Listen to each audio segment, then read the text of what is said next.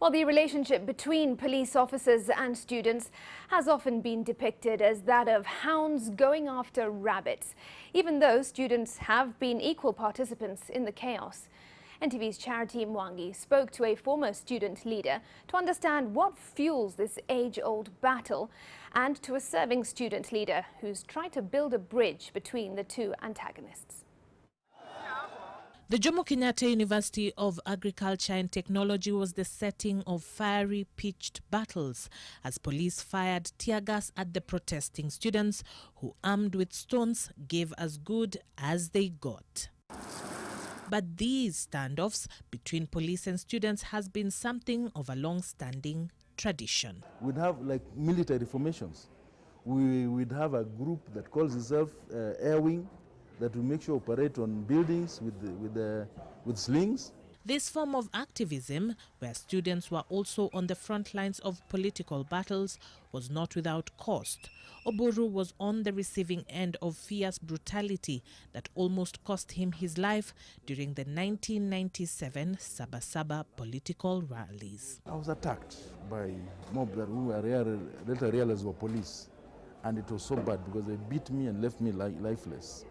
It was this beating that led to the reinstatement of the Student Organization of Nairobi University in 1998 after 6 years of being outlawed by the government of the day, following the intervention of the then US President Bill Clinton. Moi could not know how we got to reach the most powerful man on earth. This may as well have been the turning point of already sullied relations between students and police.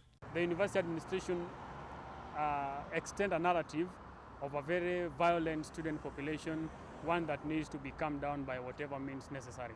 Maxwell Magawi has been expelled twice from the University of Nairobi for stirring up trouble. He has had to go through the courts to enroll back. From his time in the cold, he thought of an initiative that will bridge the divide between police and students. They descend on you, they beat you up. If you're lucky enough, they'll just abandon you, walk home. If it's unfortunate for you, they'll take you to a police station. Police is privileged.